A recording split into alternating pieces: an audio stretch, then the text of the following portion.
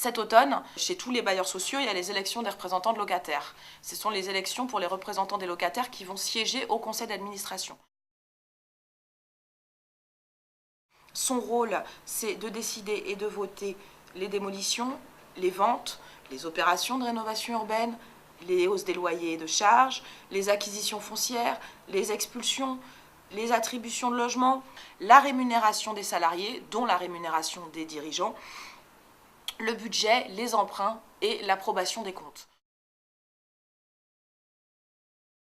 Mais c'est important d'y être parce que ça permet d'avoir les informations et parce que ça permet de soutenir les revendications et les mobilisations des locataires. Et on sait qu'aujourd'hui, la mobilisation des locataires HLM est indispensable quand on voit ce qui se passe au niveau de la politique actuelle concernant le logement, avec la baisse des APL, avec la loi Elan, quand on voit les attaques qui sont faites à la fois contre les locataires, à la fois contre le droit au logement, contre le logement social, contre le droit au logement pour tous.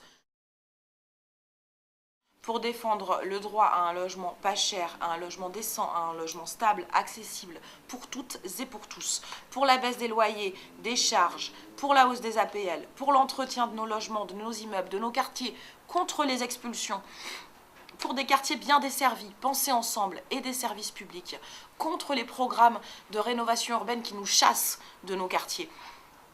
pour la justice dans les mutations et dans les attributions de HLM, pour le respect, la justice, la paix et la convivialité dans nos quartiers, et pour une solidarité entre les locataires,